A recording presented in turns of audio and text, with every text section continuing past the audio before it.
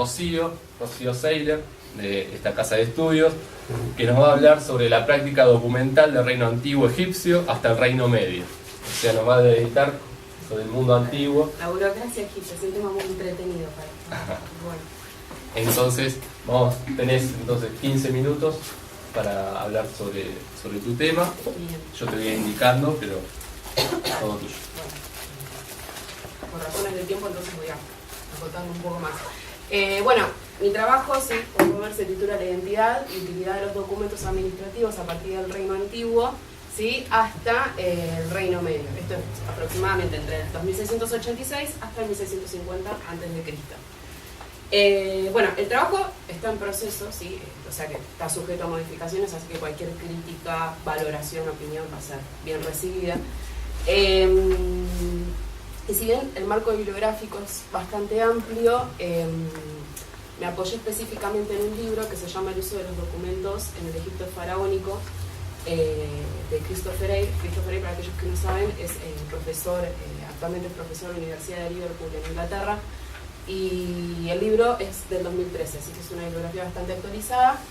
Y yo lo que me propuse en realidad es buscar ciertos rasgos en cuanto a si aparecen normas explícitas o no dentro de lo que sería la burocracia en fuentes que fui seleccionando desde el reino antiguo hasta el reino medio, por lo que me pareció interesante usar este libro como herramienta. Bueno, antes de empezar a adentrarnos en el contexto, quería destacar, por eso ahí puse en el Power, lo que entendemos nosotros por burocracia, ¿sí? Y la destacación que hace el profesor Eyre con respecto a lo mismo. Bueno, nosotros prácticamente, a mi entender, con respecto a la burocracia, es que la prueba primaria de una burocracia radica entonces en el grado de autonomía atribuido a los documentos, en la integridad con la cual contienen información y normas explícitas y en la impersonalidad de su uso. Lo que va a decir el profesor Christopher Eyre es que el sello distintivo de un aparato burocrático entonces me faltó ahí una palabra, se ve en la obligación de usar un documento en particular para un fin determinado. Eso es fundamental. En una administración entonces basada en reglas de documentos y en la ambición de la autoridad política para ejercer el control económico y social prácticamente. Bueno, ahora bien, nosotros a continuación vamos a observar que en las distintas fuentes seleccionadas se va a hablar, por ejemplo, del género de las instrucciones, en donde según Lichtheim es una egiptóloga, traductora de textos antiguos, según Lichtheim estas fuentes con respecto a las instrucciones son más bien una cuestión, ella las titula como sabiduría literaria, como fuentes de sabiduría literaria, porque lo que van a hacer es, generalmente son máximas en donde un padre, si siempre hablando de la aristocracia, un padre le enseña, ¿sí?, a su hijo, ¿sí? Entonces, no, por ahí no tienen tanto correlato con esto que nosotros queremos ver ahora. También lo vamos a ver, por ejemplo, bueno, en fuentes como las instrucciones Aptahotep del Reino Antiguo, en las instrucciones americanas y demás. Bueno, no me voy a detener más en eso por cuestión de tiempo y vamos a empezar. ¿Podés pasar la...? Ahí está, gracias.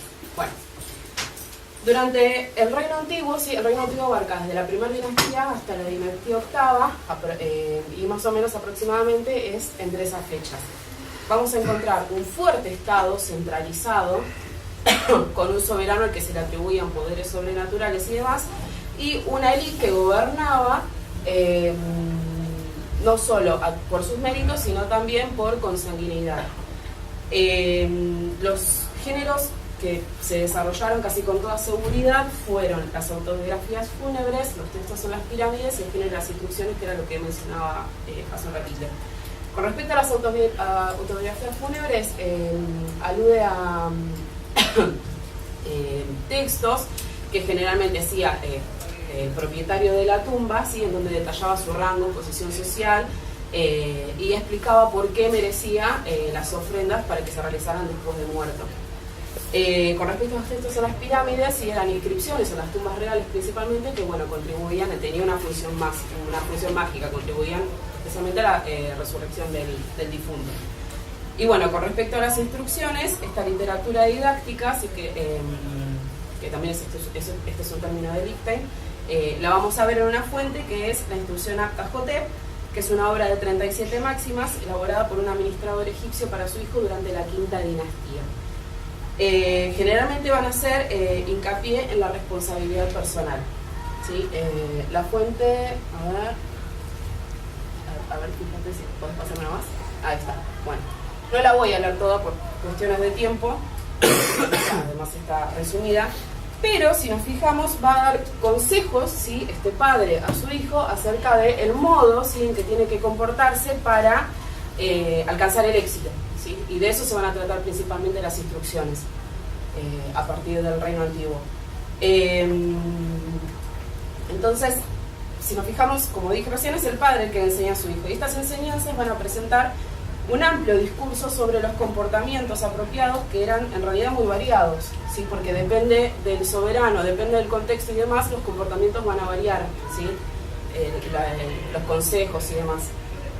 Además, los conocimientos, si vemos acá, habrían sido adquiridos en la práctica como aprendiz, ¿sí? No es que ahí vemos una serie de normas y demás que se detallan a continuación. Sí, son consejos que el individuo después los va a adquirir y los va a aplicar o no, si de acuerdo a lo que él considere.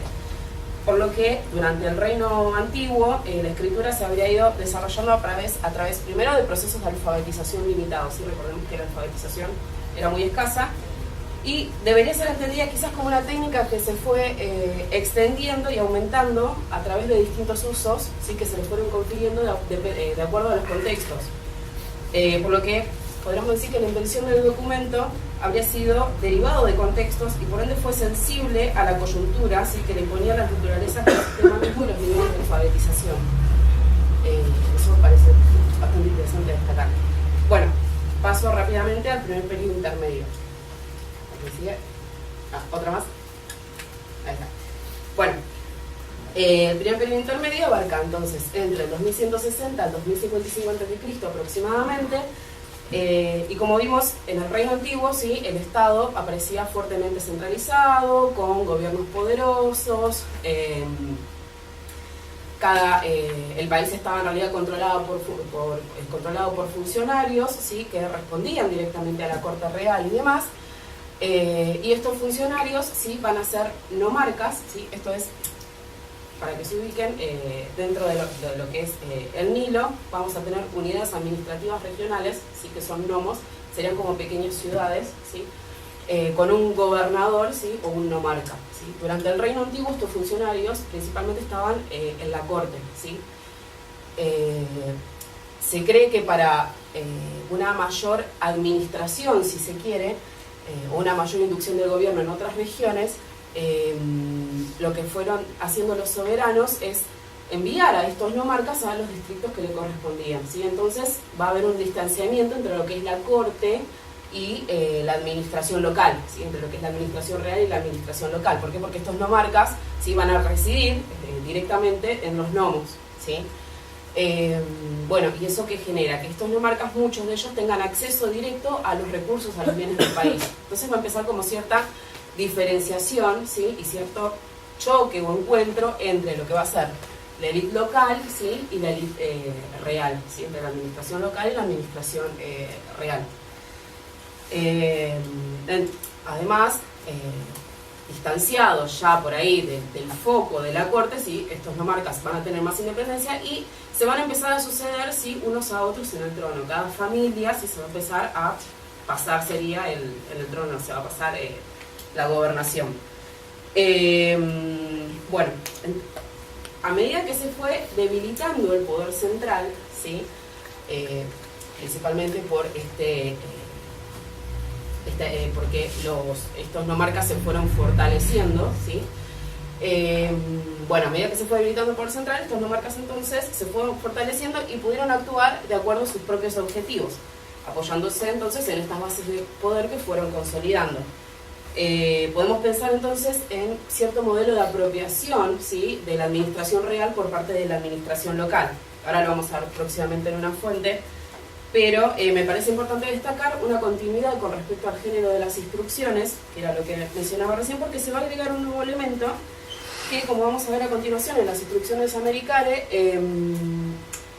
no solamente se habla de consejos y demás, como de esta literatura didáctica como veníamos hablando, sino que también estamos como ante la presencia de un testamento, si se quiere.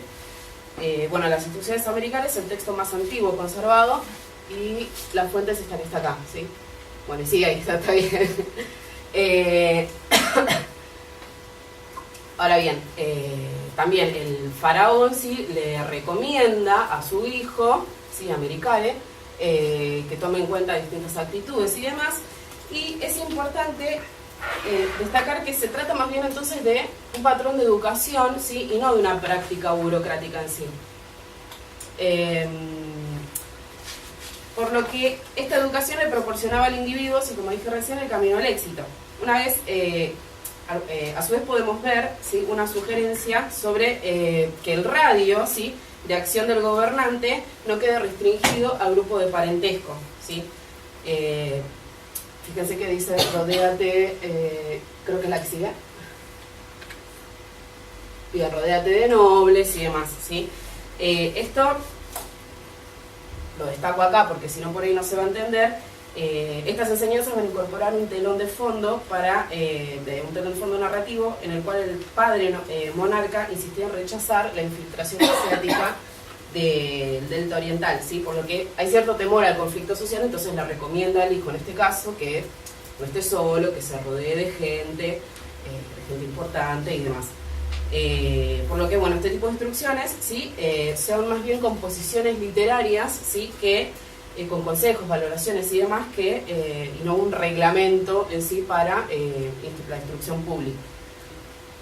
Bueno, ahora, si bien no encontramos una gran cantidad de obras que permitan evidenciar una mayor o menor impersonalidad del gobierno, del sistema administrativo burocrático en sí, podemos ver entonces una apropiación real, ¿sí? Por parte de la administración local en la fuente que sí, que son las cartas Ajecanacte. Las cartas Ajecanacte, bueno, ya ya noté, son un grupo de papiros que datan del temprano Reino Medio en realidad, y que recogen instrucciones de un pequeño propietario rural, ¿sí? Durante la 11ª dinastía, que le envía a su familia sobre la administración de su hacienda.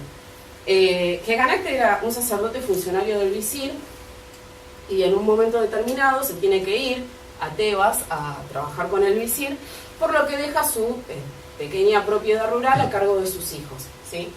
Entonces le va enviando cartas constantemente para que le cuiden la hacienda, para que no se quejen, se ve que de las magras raciones que les da a sus hijos, que para que además le cuiden su segunda esposa. La segunda esposa de Ajecanacte era relativamente joven y Ajecanacte llevó una pelo grande y bueno, tenía miedo por ahí. Bueno, en esta fuente sí, la forma de la escritura, ¿sí? Va a ser es apropiada, ¿sí? De lo que era la forma de escritura en la corte, ¿sí? Incluso va a haber términos como por ejemplo cultivador funcionario, que acá no lo puse, que cuando se dirige al hijo, si no le dice hijo, fíjate tal cosa, le dice bueno, cultivador funcionario. Sí, son términos de apropiación que hace la élite local, ¿sí? Con respecto a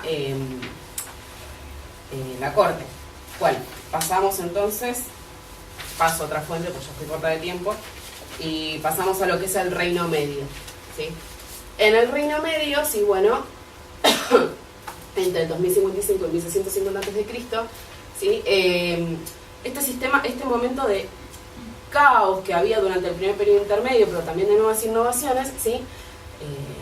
Recordemos que en el primer periodo intermedio hay conflictos civiles, ¿sí? Por lo que la autoridad central cae, ¿sí? En el Reino Medio va a aparecer este individuo que es Mentuhotep II, que va a ser el reunificador de las dos tierras, en donde de a poco se va a instaurar nuevamente el orden del país.